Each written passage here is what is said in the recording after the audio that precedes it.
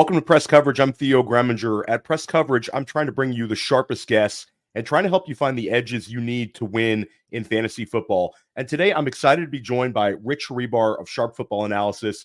Rich is very well known in the industry. You came up with the Konami code, Rich, so you've been discovering edges for years, and we're going to attempt to kind of uncover some draft strategy topics that I think are difficult for drafters at this point. We're going to try to help them out today. But Rich, you're crushing it content-wise. What do you have going on this time of year? Yeah, I'm over at sharpfootballanalysis.com. I've been, basically putting out since for the 4th of July. I've been basically putting out content every single day on the site for the draft kit that myself and Raymond Sumler are doing. So you can check that out. And then, man, we're just like 2 weeks away from worksheet mode, which is pretty crazy to think about. But hopefully we have some players left. I mean, we've had some bad news here the last couple of days. Yeah, it always happens, but it's a bummer still. No, for sure. And we are recording this on Tuesday. Not sure when it's going to air. We're pre-recording this one, but like we're getting news right and left, and it's all negative. There's no positivity. Yeah, here. Where's the positive news? Like we got Tyrone Tracy. Sounds like he's done possibly for the year. We get JJ McCarthy, terrible injury news. Jahmyr Gibbs, there's still a lot left up in the air. Whether this is a few weeks, we're not sure if he's going to be there for the opener. Doesn't sound catastrophic at this point. How about that first dude? The dude announced it was an ACL. Oh God, that guy. Yeah, that guy. Like I nearly had a heart attack. Some guy on Twitter that I've never heard of announces this ACL, and then he just gets destroyed. But then didn't delete the original tweet, just quote tweeted it and said it was a hamstring. So like the ACL one was still getting like repopulated. It was.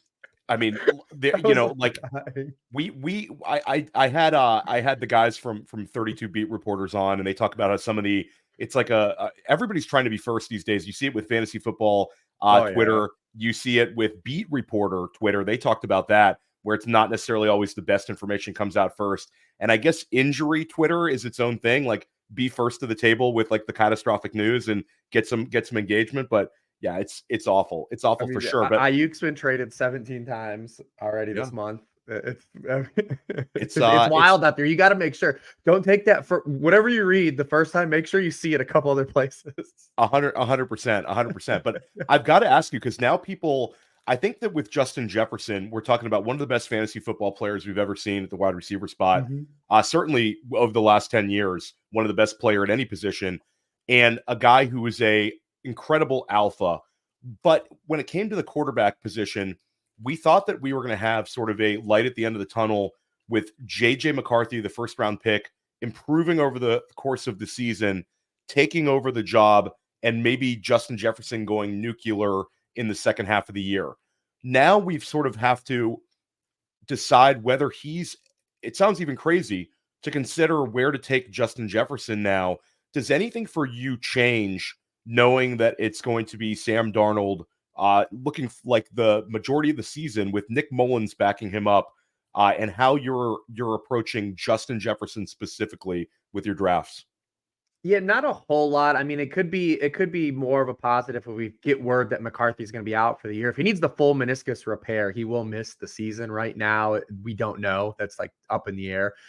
We all kind of thought McCarthy was going to sit on the bench to start the year anyways, and we were going to have Darnold. They have a week 6 bye. They have like a miserable schedule the first 5 weeks. So everyone is kind of earmarking like, could week 7 be like the time we see JJ McCarthy? That still could be right on the table. If it's the 4 to 6 week recovery for the, for the smaller end of the surgeries, I guess, that could still be the timeline, right? Because, the Vikings open, at the Giants, which looks really good.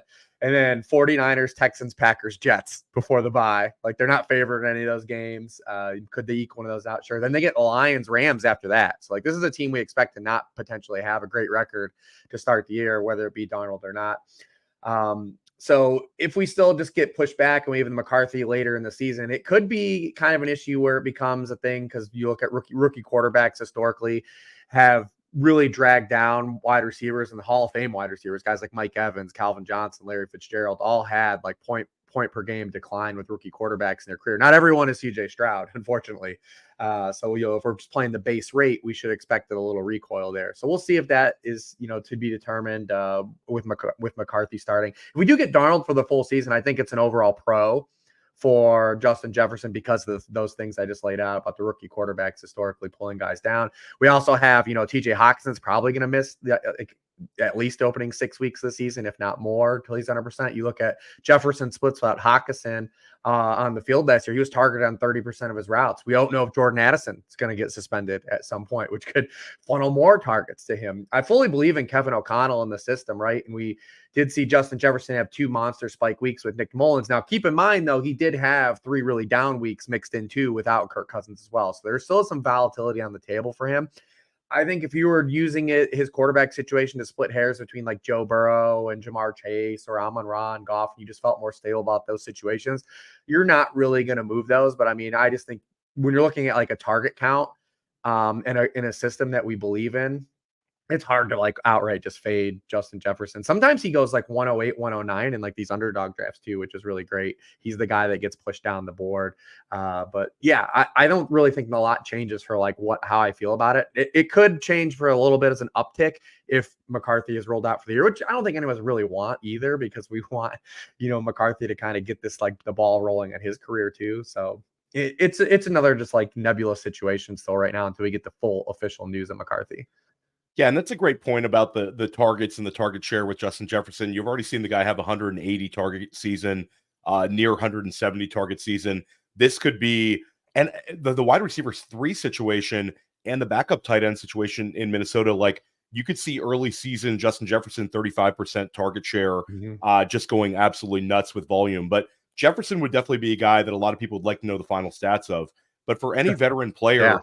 Who's a guy that you would love to just know the final stats of any veteran player this year? Yeah, what's interesting too, piggybacking off of that, I bring up, so we've actually had 6 different wide receiver ones the past 6 seasons. They've been 6 different players too. It's not like it's like one guy. So it's like kind of fun to think about, like, is this Jamar Chase's turn? Is he make it 7 in a row? Or are we going to get a repeat from like a Lamb, Tyreek, Jefferson, type of guy? Or does Amon-Ra get it right? It's kind of fun to play that game this year if the streak continues or not. But, AJ Brown. Yeah. AJ Brown goes nuts. Yeah, Arthur Juan. Yeah, man. Yep. Absolutely. Thinking about, like, I would obviously everyone, there's so many guys. I think some fun ones, like you brought up, very similar, like Justin Jefferson's Devontae Adams, right? Like he'd be a guy. Kyron Williams, I think, is a guy a lot of people would love to know the final stats on where he goes. How about some interesting? Kirk Cousins would be interesting, right? Like the year Kirk Cousins has, I think, would dictate a lot of what we expect the Falcons to do. How about Nick Chubb, right? Like Nick Chubb would be great. You think about what kind of like value potential he could potentially hold. But he could also be a train rate 0, right? Like, yeah, I mean, Nick Chubb's probably the most interesting player because he's a guy like we'll inherently want to root for Nick Chubb anyways. I don't think there's anyone out there that doesn't want to see or wants Nick Chubb to fail. But being able to see if like he really came back from this, because this is multiple injuries now for him on that leg, but he's a guy that definitely puts the work in, and you could definitely see him still coming back and having maybe some solid, final 5 to 6 weeks of the season. So he'd be a guy I'd be interested in. And then you think about like the backfield splits, the Chase Brown, Zach Mosses, right? The Pollard Spears, like those guys, that would be all great to know, because that's kind of like where the value and upside lies at the running back position this year. Like those guys I named. So those ones would be at like the top of my list. And regarding those ambiguous backfields, we're already going to ask about it later, so I might as well just get it out of the table. Pollard or Spears at ADP? Which one are you leaning towards, if any? I'm taking more Spears where he goes, but I mean, now that they're tightening him up, I still think Pollard will get the frontline money touches, even with it being a tighter split. I would say like 55-45 even ends up like that. But I have more Spears right now. Yeah, I think I'm sort of with you. I think both of them have contingent value, and both of them are going to catch passes. But how about Cincinnati? That one is a little more polarizing for people. Moss or Brown for you? I've been drafting more Moss because, again, he goes later. It's Brown jumped Moss like a couple weeks ago in ADP. So like I've been getting more Moss. I will say it depends. That one I think depends more on like your build though. I think if you're more of like an anchor hero RB, 0 RB type build, you just want to throw the Chase Brown dart, right? Because how he can influence that roster. And then if you're someone kind of building out like a stable of running backs, Zach Moss makes sense, right? To be kind of like that nurture. I guess, I would say Zach Moss actually would fit the hero RB build too for that, because he wouldn't be a zero, right? Like he would be someone you can work in for production. I mean, that team just has had so many goal line carries the past 2 years, and they haven't been all successful because of Mixon's success rate. But they regularly are giving like high volume touches, strengths. And I just think Moss is going to get those. I think in the goal line situations, I think we're going to see more Moss than we will Chase Brown. And I just think he has a little bit more path to like touchdown floor. But I mean, if you're just shooting for like outright ceiling, it's Chase Brown. I have a lot of questions about Chase Brown, the player, though. He's an uber athlete, but like, the vision, Rich. Yeah. He's never been a good player. Even that last year, Illinois, he just got so many touches and it just carried him. But like he's never been a good running back. And he was really bad against light box runs that last year, Illinois, like yards after contact. So it's like I do have a lot of questions. Some of that stuff for running back, you try to throw a little bit of it out the window, right? Because we just want guys that get the football at running back. But yeah, I do have a lot of questions about Chase Brown still, big picture. Yeah, I'll lean Chase Brown, but there's a lot of people on Zach Moss as well. I think that's a great backfield to take some shots on because I think Cincinnati could be high scoring. One other backfield that's ambiguous, guys are literally side by side, Najee Harris or Jalen Warren. Which way would you lean that way? I think very similar. I don't think that. So Najee Harris, I know everyone doesn't like Najee Harris, right? And he's kind of stand him, Rich. They don't like. No one likes him. I actually have been saying he's been one of the better dynasty values, like this offseason, because in a similar way, like David Montgomery, and I think we're going to see down the line with Bijan Robinson. Like these guys, like coaches love these type of dudes. Like they consistently produce like season end production because they do the things coaches like, right? Najee's like of that ilk. And Najee's a former first round pick too. Like, don't forget, like this guy did come out with some pedigree. Would we have taken him in the first round? Probably not. But like I said, I'm interested to see where he goes, like after this year, if the Steelers retain him or if he goes somewhere else. But I think he's going to be productive.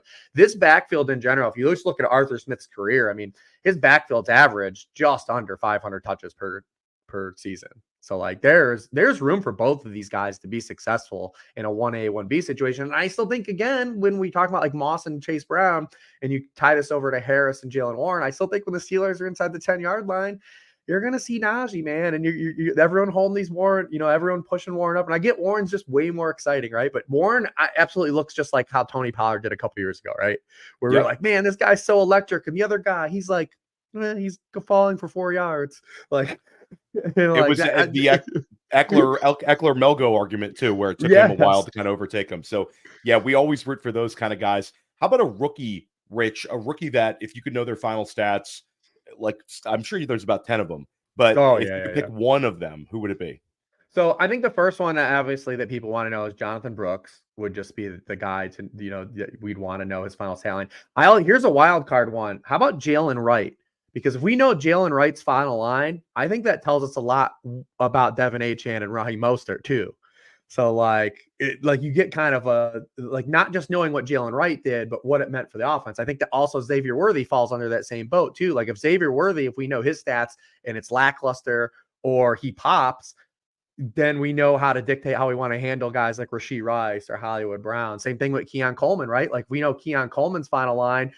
We know how aggressively we would play Curtis Samuel or Khalil Shakur, right? Or maybe even a Dalton Kincaid where he goes. So I know that it's easy to say like we would want to know Marv's stats at the 1-2 turn or Neighbors. But like I look at those rookies that are maybe in like some spots to where like we know they're going to play, but how much do they pull away from like the other guys that are already in the depth chart at those positions would be really telling to how we would play those other positions. And then you see a lot of those nebulous picks, like the Bills wide receiver room and the Chiefs wide receiver room, and obviously the Dolphins, backfield. But Achane is like a guy, obviously, I think a lot of people would fit in the previous thing too. I don't know if he doesn't call it as a veteran. I get that one all the time for this question. But I like the Jalen Wright one because it's also Raheem Mostert is going considerably higher than we've ever had to pay for him in terms of ADP. You're having to use essentially a low end RB2 pick on him at this point. So that's also like that sort of aged running back going at that sort of ADP. There's a lot of red flags there, despite his incredible play last year. So not just an Achane one, also a Raheem Mostert one. Let's take a quick break, and when we get back, Rich and I are going to dive into some draft strategy that's going to help you win this season. Hey, why do we partner with the FFPC? Because they have the widest variety of fantasy football formats, and it's the easiest place to find all types of fantasy football contests in the world. What if you want to play for high stakes? Well, they have a $6 million prize pool with their Fantasy Players Championship. They also have way too early best ball leagues that start in February and Dynasty leagues. They have the closest thing to a liquid market for orphans that there is in all of Dynasty. And the FFPC has sponsored us for half a decade because we are actually delivering information that can help fantasy gamers, and they're generating so much interest and bringing in so many new users, casual users even. The FFPC creates a unique experience where you can both compete against the best and make money. Use promo code UNDERWORLD to get $25 off your first team. $25 off your first team at the FFPC with promo code UNDERWORLD. Go get it! Welcome back to Press Coverage. Theo Gremminger with Rich Hribar. Rich, before we dive into some of these players, let's take a step back and look at offenses. Every single year we see a few offenses that can rise tides of several players and deliver multiple ADP wins. Which would be an offense that you have your eye on that could fall into that place? Like, we've seen it on the high end, we've seen it on the low end. Last year, Tampa Bay. Last year, Detroit. Year before, Miami and Philadelphia, but also Seattle on the low end. Who are some offenses that you think drafters should be targeting for this reason? Hey, I think there's 4 that jump off real quick off the top of my head. I promise I don't need too much shot clock. Oh, here. I love that. The first, I love bringing the heat with 4.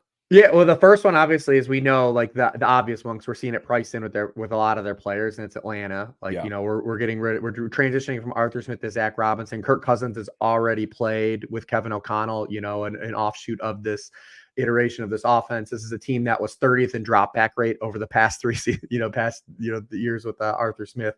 So we're just going to get a lot more 11 personnel, even with the loss of Rondale Moore, with him. And we're seeing that already. London that's all been priced in with London. Gamers are still hesitant on Kyle Pitts. Give Kyle Pitts another chance, guys. He's young. He's still one of the most prescient tight ends. And then now this opens up a little bit for Mooney too, as a late round pick. There's 3 other teams though that I think that where this isn't fully priced in, where I am higher in the market than the team situation. I think that drafters are. The first one's the Tennessee Titans. And it's very similar, like, to the Arthur Smith thing. Obviously, Arthur Smith was there for a little bit of the Vrabel tenure. And it's not just losing Mike Vrabel, it's losing Derrick Henry in that offense too, because what Derrick Henry forces an offensive coordinator to do, or incentivize an offensive coordinator to do, are things that, that aren't that optimal, right, for fantasy football points and a fantasy football offense. And we're just going to get a giant change going to Brian Callahan. We talked a little bit with the running backs being a little more interchangeable with Spears and Pollard. Another team is just going to run a lot more 11 personnel. And the situation they put Will Levis in last year, this offense literally was, we're going to come out in a heavy box, 2 wide receiver set. We're going to run play action. We're going to try to throw the ball down the field. I mean, Will Levis threw the ball 20 yards or further downfield on almost 22% of his throws. The next highest quarterback's at 14.5%, like, absolutely ludicrous jump.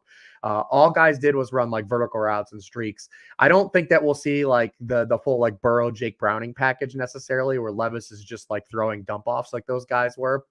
But it's just going to reel him in. This offense is going to have more easy buttons in it for a guy like Will Levis. So, like, we talked about the running backs being potential value. Obviously, Calvin Ridley's getting a little bump now with the DeAndre Hopkins, injury. But Levis himself has been like a fine, like, I think in QB2 leagues, he becomes interesting, especially when you look at, like, where year 2 quarterbacks jump, right? Like, they make a spike. They're typically undervalued. And then you look at the New Orleans Saints are another team. The Saints are a team, like, outside of Olave, like, everyone's underpriced.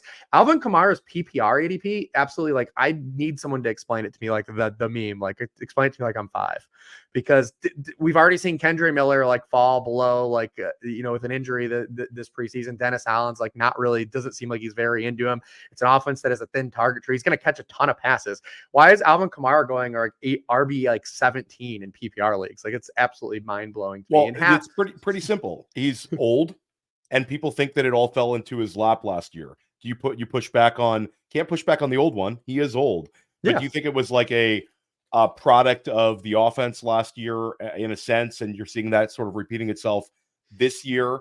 because I think he's a what's polarizing changed? one. He's a polarizing person. Yeah. Yeah, I mean, from a target tree stance, like what's changed? Like who's there to pull? Who's there in the Saints offense that he's not going to be probably third on the team in targets, if not second on the team in targets, right? Like there's nobody underneath is the argument. Like there's Right. nobody who wins in like intermediate routes. Maybe Olave, they do a little more manufactured touches around the line of scrimmage. That would sort of make sense to get Olave the ball. But I think you make a strong argument. He is so old though, Rich. There's so many old running backs this year. It feels very, very dangerous. I mean, in full PPR, I mean, he just feels like just supremely like undervalued though. Cause I mean, I just don't, when you look at like running backs, there's only 2 running backs that have had over a 15% team target share, multiple seasons over the past 4 years. And it's him and Christian McCaffrey. Like it's been his MO. Now in half point PPR in your standard leagues, I get it. Cause like his touchdown production in the last 2 years, I do think is something that's going to be kind of stagnant because they have this guy in Taysom Hill that, why wouldn't you use him there? He's been so successful. Why would you not use him? But also into Chris Olave and Rashid Shaheed. I mean, this is another offense that had just 0 easy buttons in it. They were dead last in the NFL in rate of play action. They were dead last in the NFL in pre-snap motion. And we're just going to get a transition over that, with Clint Kubiak, coming over from being the passing game coordinator with Kyle Shanahan. Obviously, his whole, Clint Kubiak's dad was in this offense.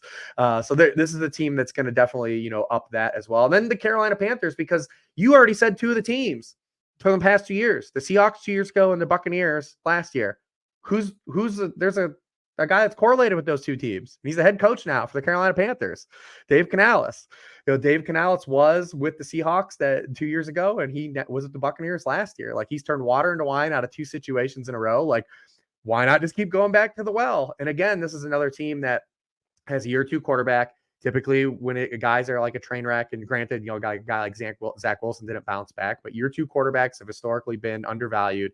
We have a revamped offensive line. They add a target hog and Deontay Johnson, and the defense probably still going to be bad. He plays in the right division too. Like this is not a division that is going to be overly daunting. So those teams all stay. I'm above kind of the board on like those guys. I think gamers should be taking chances on those offenses and guys being undervalued outside of like Olave. That is because he's expensive. We're going to have to change Dave Canales. Everybody calls him the quarterback whisperer. For our thing, he's going to have to be the ADP whisperer, because you're right. That's if he does it 3 times in a row, then let's just start drafting Dave Canales players every single year. So let's dive into it. Okay, we're talking about round 1. And round 1 right now in most formats, when we're talking about NFFC, we're talking about FFPC, most drafts we're seeing 3 running backs and we're seeing 9 wide receivers. Jahmyr Gibbs is pushed down a little bit now because of, again, the hamstring. You would sometimes see him in there. Occasionally you see a little Jonathan Taylor in some formats, but not really. It's wide receiver versus running back. And does the disparity in the true bell cow back with receiving upside versus the wide receivers, where maybe it continues a little bit in round 2, kind of sway you a little bit? So it's essentially a running back versus wide receiver debate. Why don't we start just at the top? Who is your 101 right now, Rich, in a PPR format? I would still take McCaffrey just because of the fit. Like, I mean, this dude, he's got almost 40 touchdowns with the 49ers. Like, no player was like meant to gel with Kyle Shanahan probably more than Christian McCaffrey. So I just think it's hard to fade the outside upside. And then when you pair that with what he's done historically, like he's been kind of our era's Marshall Faulk. But you kind of hit like the nail on the head, is that we have now seen over, in recent seasons, the running back position kind of change. We almost have a Konami code type at the running back position now. It's like this specific archetype. We no longer have like these 3 down, do it all running backs. They're a very finite resource right now.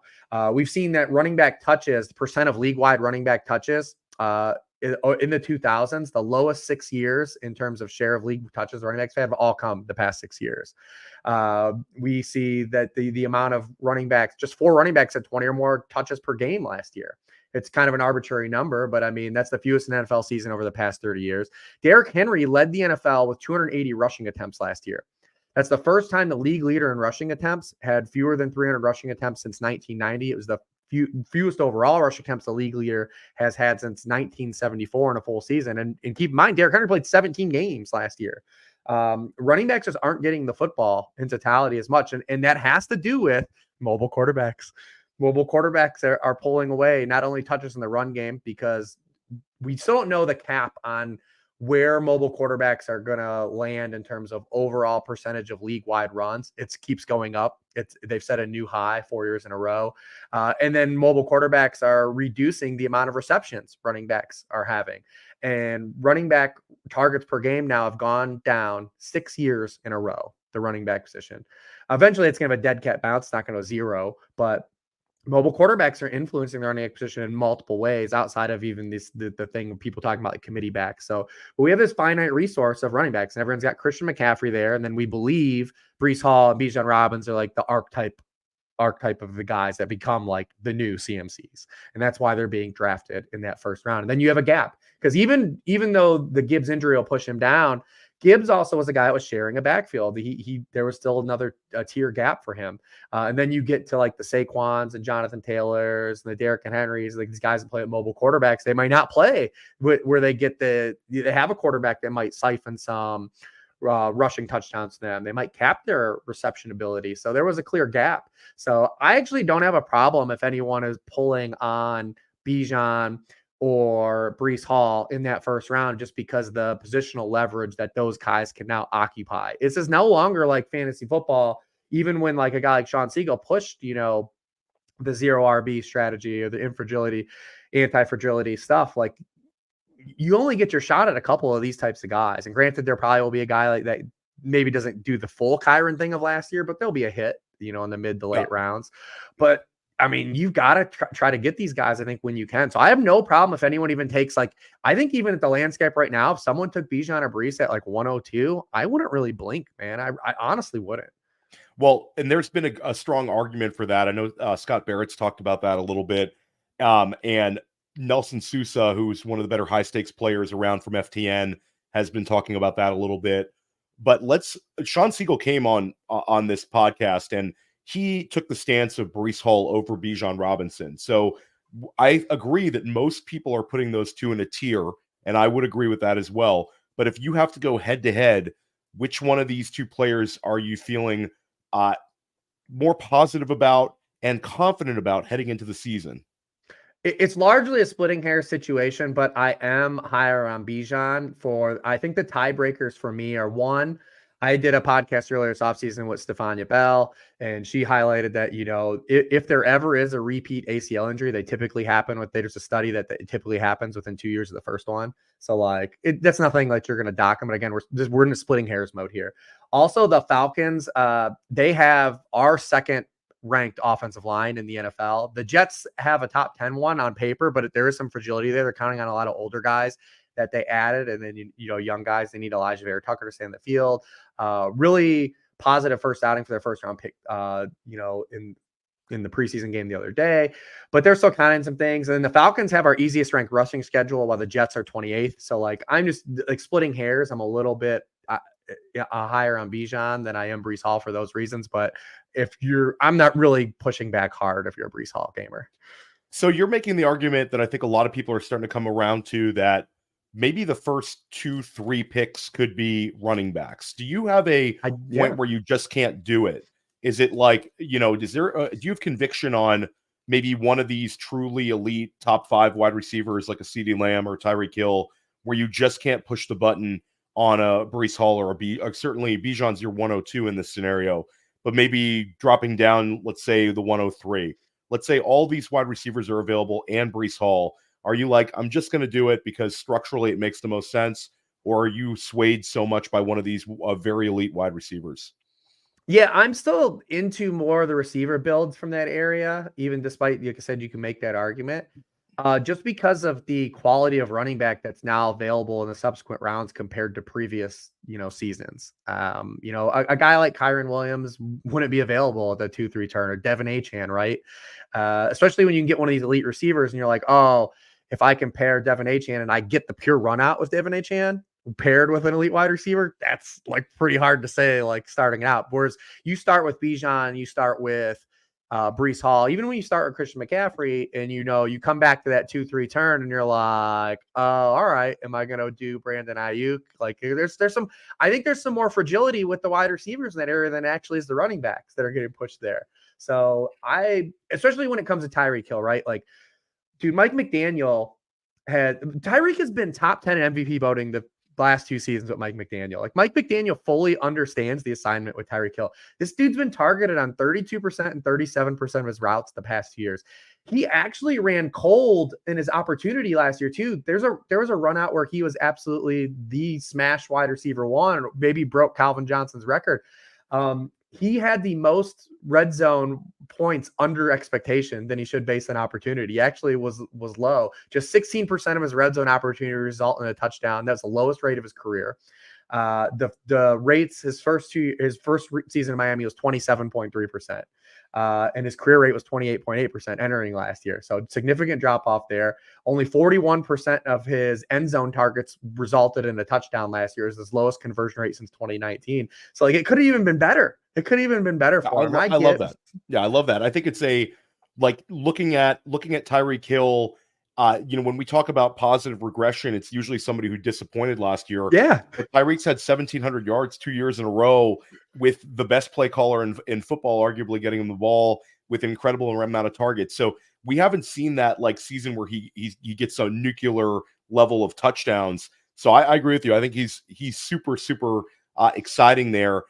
Tyreek Hill, CeeDee Lamb. He's been the problem for Waddle, man. Like it's, we have that whole tier of guys that have like the contingency value priced into them, but they are still capped by the alphas they play with. You look at Waddle's, on-off splits with Tyreek Hill on the field. You look at Devontae Smith's on-off splits with AJ Brown on the field. You look at T. Higgins on-off splits with Jamar Chase in the field. Even Tank Dell, his on-off splits with Nico Collins, and Nico Collins inversely with Tank Dell. I mean, like all these guys have it priced in where, well, if we get the optimal run out, that's why we're taking these guys. Both 49ers receivers fall under the same umbrella too. And we'll see what happens again these final 2 weeks with Ayuk, because it seemingly we're never going to get a resolution to this thing. No, never. It's going to be like the day before the season. Also the Rams guys, and we'll see, if Puka ends up missing time. But when Puka came back, and he still edged Kupp, but when you look at like the actual expected points and the target tree, like the target splits, like it was a lot tighter where like it wasn't clear, like where it was like this is a smash wide receiver one. So I mean, we have that group of guys, and they all go in that range where I said you're pairing with these running backs if you take them. But the guys like Tyreek is still plays at Waddle. It doesn't matter. Look at his target rate. It's like you're getting targeted on 35% of your routes, 32, 37%. Like it's hard to ignore that, especially when you have a player also paired with. It's one thing if you're giving like maybe an aging player 30% of the team targets, something like that, right? But like we're talking about Tyreek Hill's like a unicorn too. Like yeah, he's insane. Tyreek Hill is just absolutely insane. One of the most entertaining players we've ever seen. So generally the top 5 in a lot of these formats now are the 2 running backs we discussed, and then CeeDee Lamb, last year's wide receiver 1, and Tyreek Hill. Both those guys were separated by 0.1 points per game last year. We don't really need to even talk about them, but they're both awesome. Go draft them. You get down to the 106. This is where people start to think. We talked a little bit about Justin Jefferson. Let me throw 4 players out there to you and tell me which one you're most confident in. We have Justin Jefferson, Jamar Chase, Amon-Ra St. Brown, and then sort of the wild card is A.J. Brown. Mm-hmm. All wide receivers, all right there in that wheelhouse. At the 106, which of those 4 are you most excited about, most confident in, would like to have the most exposure to? Well, I think the player that I'm the most confident in, I think that's the safest pick is Amon-Ra, just because again, we talk about the surrounding, target tree. We don't know if Gibbs is going to be limited to start the year. We don't know if Jameson Williams is going to make that jump. He's just been so safe in this Ben Johnson offense. Everyone's told you ad nauseum about how many indoor games the Lions play, all these things, right? I love it. I will say this though, from like a pure like upside stance, we have not seen the best Jamar Chase season yet. And so like that still exists. And you look at Jamar Chase, where he's entering the season with the transition of Tyler Boyd leaving this offseason. His ADOT has gone down all 3 years in the NFL, and his slot rate's gone up all 3 years in the NFL. We started to see him become like a volume producer at points last year, and then Burrow got hurt, right? Like he was on as much of a heater with Burrow when Burrow played healthy for those like 4-game stretch, and then Burrow got hurt his wrist, and then we had the Jake Browning experience, and we didn't see it. So I will say, like, there's been some kind of to this point where Chase has had like a little bit lower floor than all these guys, because especially in these AFC North games, right? I brought up this stat in my tiers that Joe Burrow has a 33% QB1 scoring rate in AFC North games and a 56% rate outside of these AFC North games. This division beats up on each other. And Chase has been a wide receiver 1 in just 5 of 15 AFC North games since he's entered the league. That's a great stat. Great stat, Rich. Rich, say that one again. How many times have you been a wide receiver 1 in AFC North games? 5 of 15. Because he goes long with Burrow. I mean, but I do think with him maybe potentially moving the slot, it gives him maybe some more stability, right? Yeah, in those, absolutely. like he's just not as volatile, especially when you're talking about these full PPR formats. So we talked about the stat opening is like, it's been 6 years in a row. 6 different wide receivers have been the wide receiver 1. And you've got like, could it be a Chase year? Could it be an Amon-Ra? I'm with you. AJ Brown's been like an auto snap for me when I have like the 108, 109, which damn, it feels like I've had it so much this year.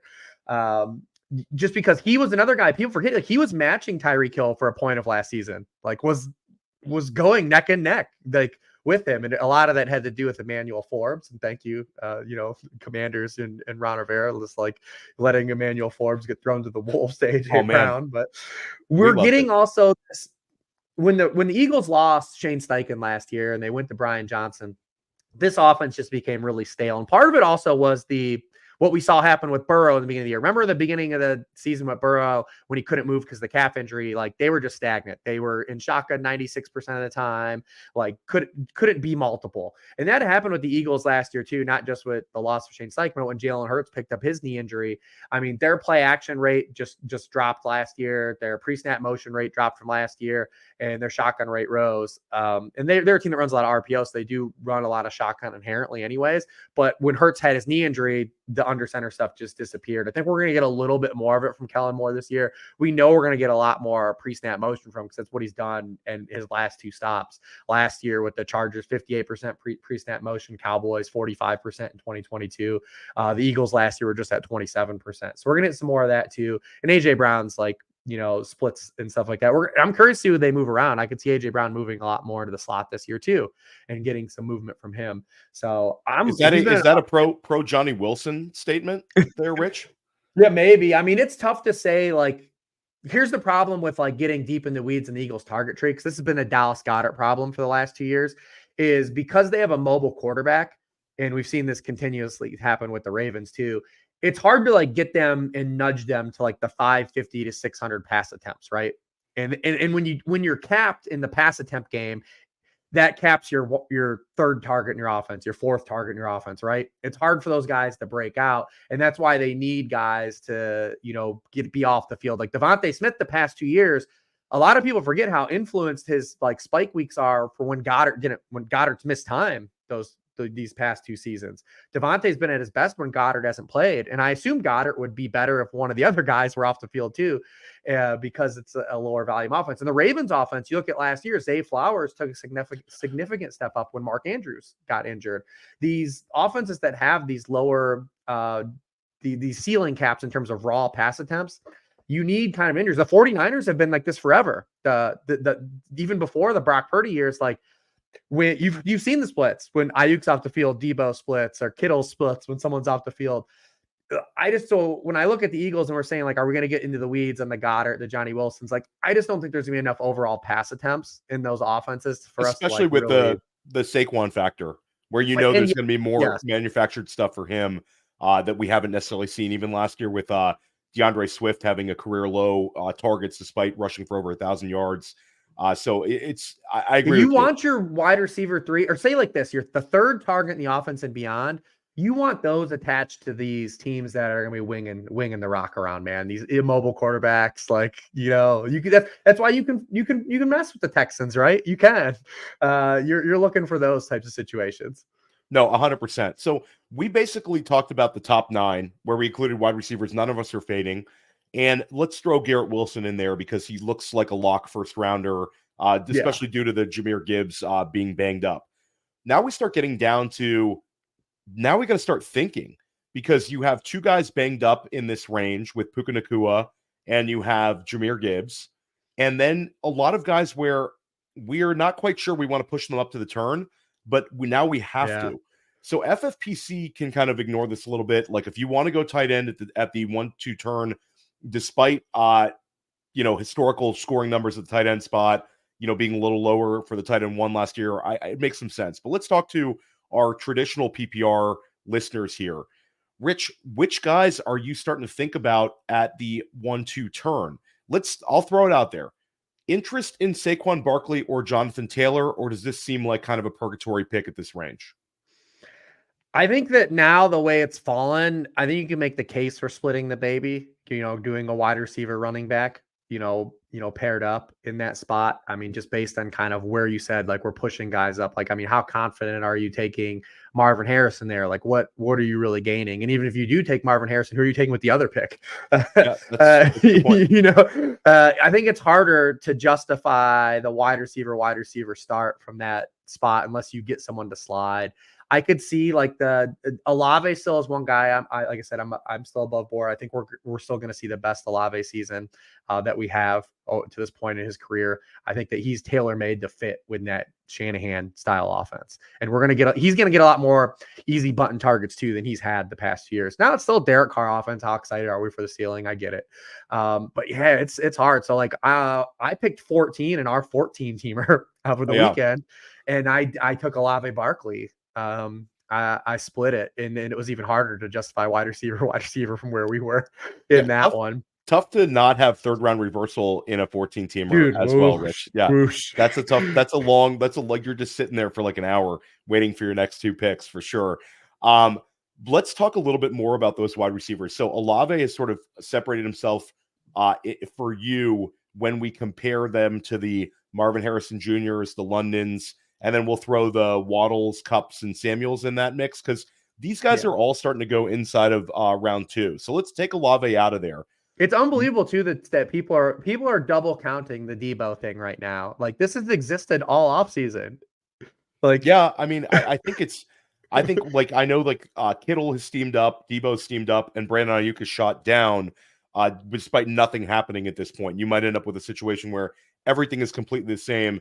And the happiest drafter is the one with all this, Brandon Ayuk at the bottom of the wide receiver 2 range because they're worried about him next to Pickens, and it never happens. So it's definitely interested. But Debo's interesting to me because he had multiple big spike weeks last year. And it's the first season where we've seen him side by side with Purdy. So at least with Debo, I know I can get those 20-plus point weeks and potential 30-plus point weeks. They just seem to occur for him.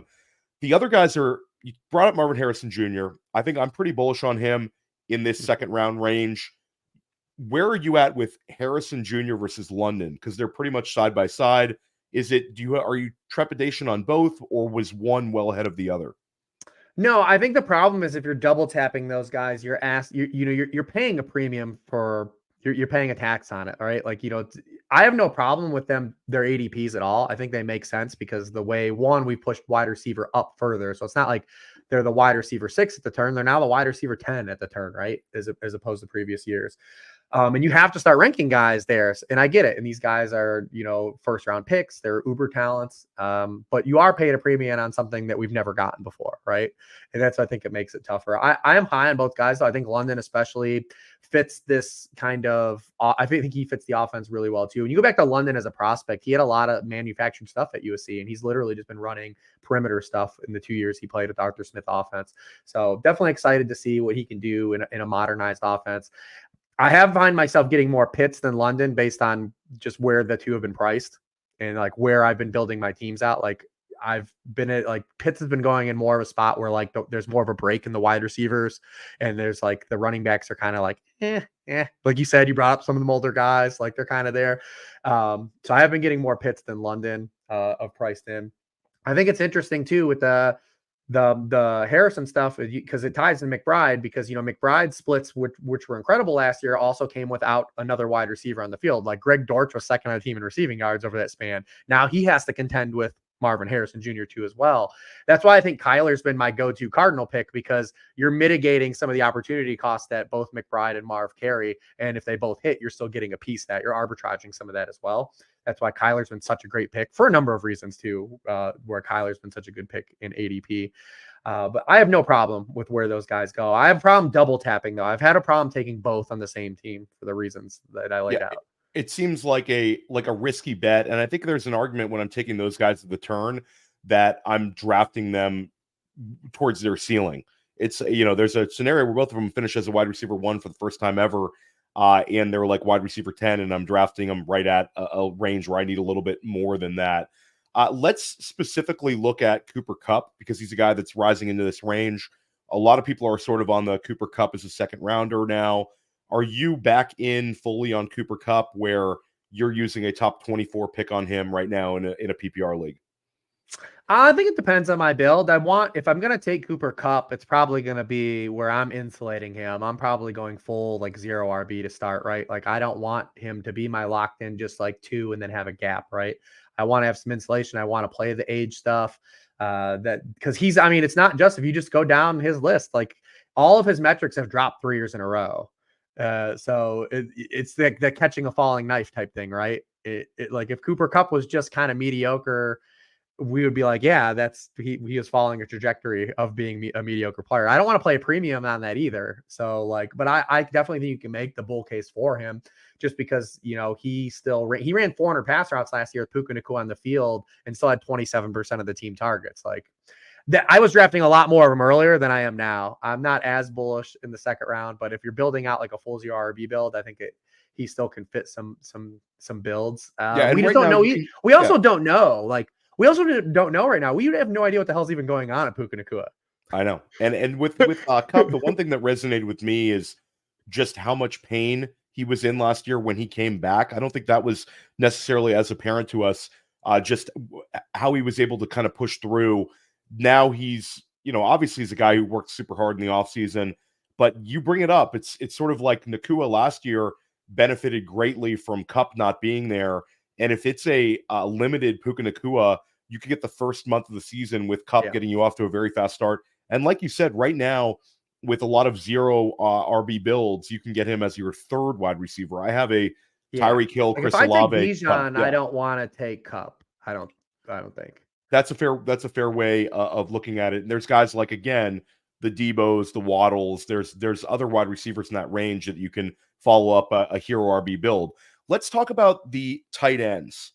The tight ends are interesting, and let's specifically look at tight end premium. So in FFPC right now, in most years, you're looking at a Travis Kelce as a top 5 overall pick, usually followed up by another tight end in the first round, whether it was the Mark Andrews in the first round era, the Darren Waller in the first round era.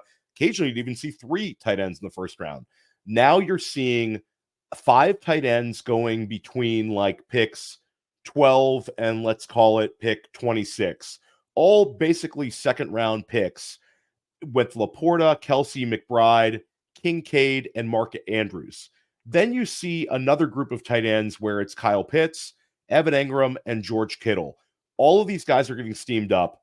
Which of these guys are you most interested in value? And you can reference whatever ADP you want, but specifically for the FFPC drafters, if they're using that premium, which of these guys do you think delivers on it?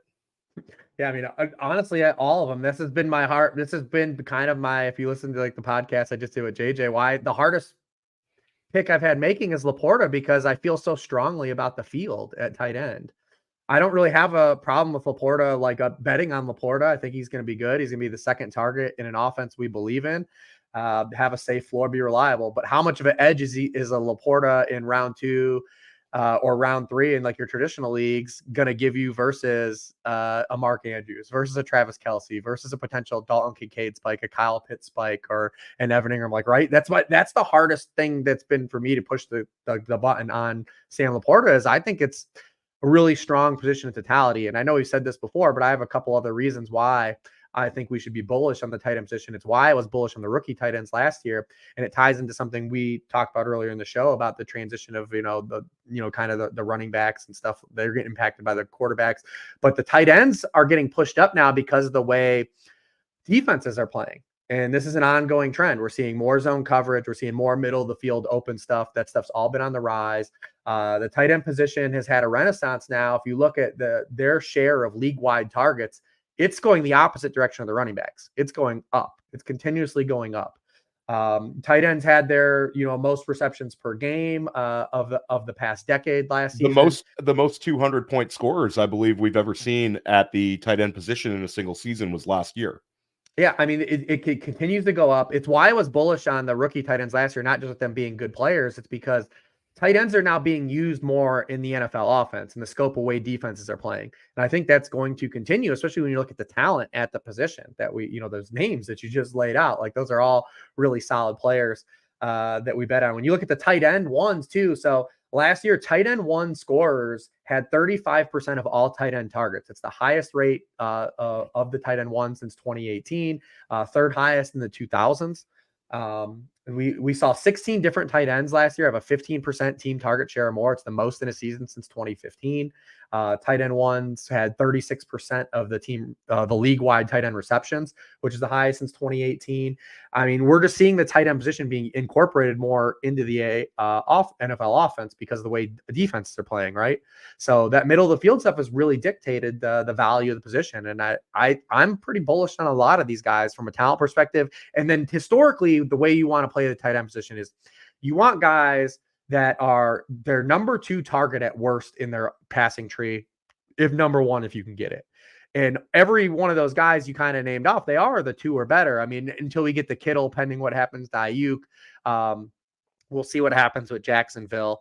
But even that's been the toughest teardown for me because, like, Jake Ferguson is not a player as a talent that excites me, but he already was number 2 in the Dallas Cowboys in targets last year, and they haven't done anything to change the target tree. If from anything, last year, it's gotten worse because you lose Pollard out of the backfield, and Brandon Cooks is a year older, expected to do the same thing, and he regressed last year. So, and even Bowers, you add Bowers to this list. Bowers is probably going to be 2. I think he's going to be at least 2 on the team in targets this year. And the flop lag on Pat Freiermuth, if they don't trade for Brandon Ayuk, I know we keep caveating this Brandon Ayuk shit, but Pat Freiermuth, I know he disappointed a lot of people last year, but he's set up to be the number 2 target in an offense that has historically, going back to Tennessee, incorporated their tight ends heavily. So my tight end, I think my tight end 1 through tight end 13, like, I feel pretty good about largely 12 of those guys. I feel very good about those guys. And that's been the toughest part for me, just clicking Laporta. I have no really issues with Laporta, but I just don't know if he's going to provide enough leverage versus all these other guys, because I feel pretty bullish on a lot of these guys. Yeah, and I'll say the conspiracy theory on tight end usage is you don't have to pay them as much as the wide receivers. Just a conspiracy one with some of these, like Dalton Kincaid in the first round type argument. I agree with you. Tight end's super interesting.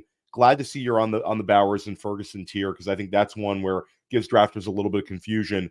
And historically, that's been a bad hit rate to bet on the low end tight end ones. But I agree, it's different year. But also, I say the cheat code in that, and it's like the dead zone, right? Like, there's cheat codes in this. When you look at it in totality, you say, like, all right, this pocket has been bad. I actually did a series on ADP trends last week on the site. If you want to go, guys, go and check out the QB one's free if you want to check it out.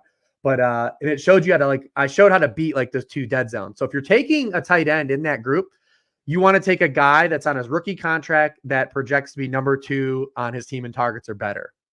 Or he's going number 2 on his team in terms of ADP after the wide receiver 1, or he is the tight end. Like that, those guys have better hit rates. It's when you start taking the guys that they have 2 teammates that are being drafted over, the Dallas Goederts, right?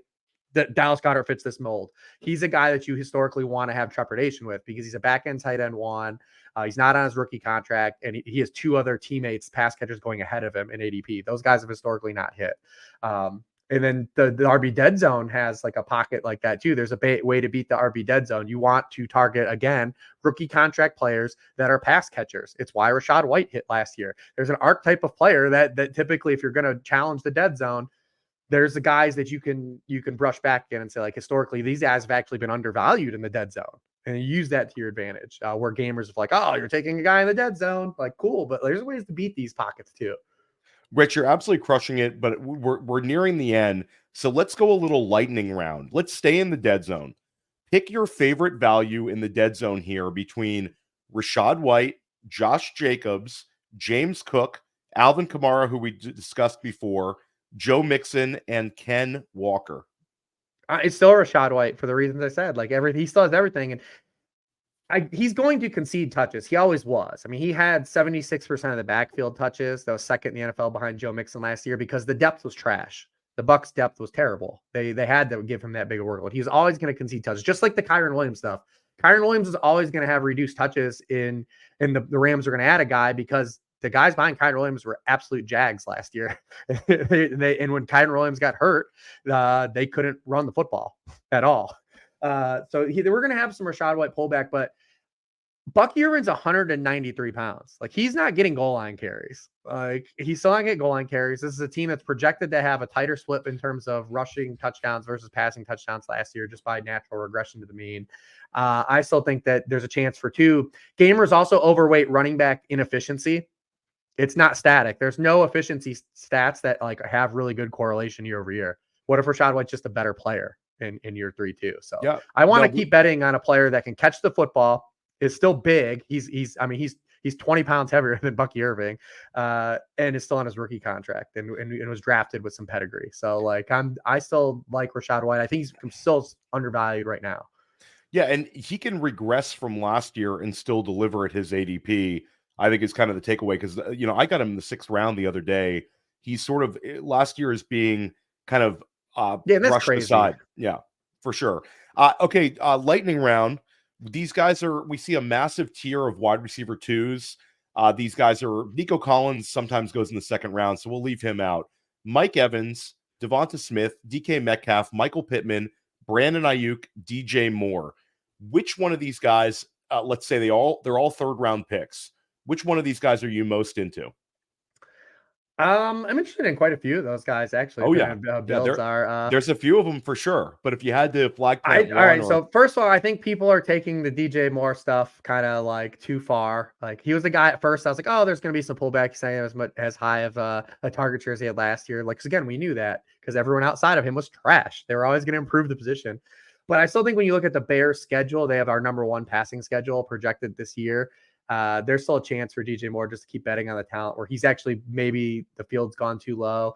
Listen, man, I'm still in on Mike Evans. I mean, people it's like people don't want to keep believing. I mean, he had a complete connection with Baker Mayfield. Like, why should we throw that out the window? I mean, he has highest yards per out run since 2018. He was targeted on 25% of his routes, his highest rate since 2016. Like Baker is a guy that's shown us like he is that type of quarterback. Like he doesn't throw guys open very often. So like there's a reason why I think that like maybe Godwin didn't have as great numbers as that we maybe thought Godwin maybe could have had last year based on his target opportunity, and a guy like Evans succeeded. I do think there will be probably a recoil in like touchdown rate for Evans, but I mean Evans gets all the money targets too we want. Mike Evans is inevitable. He's the Thanos, dude. He's the Thanos, man. Yeah, like he's Thanos. He's there at the end. I think especially when you can build those guys out with the guy that we talked about, like if you can get Tyreek Hill, and then you can potentially get 2 of those guys or paired with someone else. Like that's really alluring. I'll say too, the guy that falls in that 2nd round too, he doesn't go as low as like you named, but like Devontae Adams is still going to get 150 targets. And if Devontae Adams has to be your wide receiver 1, I get why you maybe don't feel as good about that. But if you start with Tyreek Hill or CeeDee Lamb and you're just going to give me another 150 targets, I'm going to see what the hell happens with it. Like I'm going to say I just drafted 300 targets. Come get it. Like let's see what happens. Like Devontae Adams at 150 targets would be him losing 20 targets from last year. So yeah, target wise, he's super safe. Even if Brock Bowers takes a massive step forward. Okay, Rich, Konami code time. Who are your preferred quarterback targets right now? And I'll preface this: the early QBs, Jalen Hurts, Josh Allen, Lamar Jackson, Patrick Mahomes. The ADP's adjusted a lot. You're talking about a 2-round difference in a lot of formats based on what we had to pay for them last year. Is the edge at early QB this year, or are you still looking to find value a little bit further down the board? Well, gamers are just smarter. They're smarter people playing fantasy football across the board. There's more information than ever. And gamers I totally identified the archetype of quarterback that wins leagues, right? Like even last year, when you look at where we had late round hits, guys like Baker Mayfield, Goff, if you were doing like the later round QB game, like they hit for back end QB1 production. The guys that still define the position still were the guys like Allen and Hurts. And it's crazy as they were the complete like Konami coteries, and like they weren't as good of passers as they were in previous years, but because they scored so many damn rushing touchdowns, it didn't matter. So gamers know what to identify. That's why those guys have been getting aggressively drafted. But if you can still find a little value, obviously you have like the stone's throw. They know Anthony Richardson. They saw like the points per drop back. They know he fits that mold. Like I brought up Kyler. He's another guy like monitor. If I don't get like the value on say like Allen, Hurts, and then someone is aggressive on Richardson, I start to look, all right, well, where's Kyler going to fall? And if I can catch value on there, and then if I miss out on Kyler, if someone's aggressive now, all right, where's Jaden Daniels going to fall? So then I'm looking at Jaden Daniels, the next spot. And then if I miss out on Jaden Daniels, like kind of a stone's throw from him, I'm looking at, all right, where's Caleb at? And then if you want to play like the super late round game, and if you're just pairing up pocket passers. So if you're drafting pocket pass, you should always pair them if you can. Take like 2 bites at the apple, like a Purdy plus Tua or a Love plus Tua, something like that. And then it's gross to say, but gamers are leaving him for dead. Deshaun Watson played 5 full games last year, was a top 10 quarterback in 3 of them, averaged 17.5 points, which would have been the QB 13 for the season, is going like QB 20 in drafts. I get it. No one wants to root for Deshaun Watson. He's looked like a shitty quarterback. Everything that they've done looks like they're going to be very pass happy. You bring up Nick Chubb, Jerome Ford in the backfield versus Nick Chubb. They add Jerry Jeudy. They have Amari Cooper, David Njoku took a step forward. I mean, everything there looks pass happy to me. Yeah, I mean, he's going QB 20, man. So like if you're really playing the late round QB game, that's how I stagger my drafts. So I just laid it out for you. That's like basically how I'm doing it. And like I'm trying to catch value. I'm not trying to aggressively push it though. I'm trying to let one of those guys come to me in the pocket of the draft instead of being aggressive. I will say this, if like it matters though, when like your league size increases, like we did a 14 teamer and I was more aggressive on Lamar Jackson than I typically would be. The onesie positions. We talked about the tight ends. I would be more aggressive on the tight ends as your league size increases too. Instead of like when you go to like 12 teams, 10 teams, and then the dreaded 8-team league, which I know some of you guys are still in your work leagues. Not a whole lot of 8-team listeners to press coverage, but respect to you guys as well. And a lot of respect to Rich Hribar. Rich, you were very generous with your time and your takes. Let everybody know the free article that they can go check out that you just dropped. Lots of things. So I do a series every week, and I've done it for a series for the draft guide every week. And each series has a free article that's part of the draft kit. So you can check out since July 4th, 8 different free articles, even if you don't want to get the draft kit. So each series every week has a free article. So definitely go check those out. That's at thesharpfootballanalysis.com. It's at the draft kit. You can definitely check out that stuff. And I still have 2 more series that I'm working on, the crux of this off season, and then we're in worksheet mode. It's crazy that the season's here already. Fingers crossed we can get through unscathed. No more injuries. Week 1 defensive streamer, Cincinnati Bengals. They play New England. Just use that one, guys, to when you're at finishing your drafts. Make sure you're checking out all Rich's work and stick here with us here at Press Coverage. Thor Nystrom from Fantasy Life Now is going to be joining us in a couple of days. See you soon.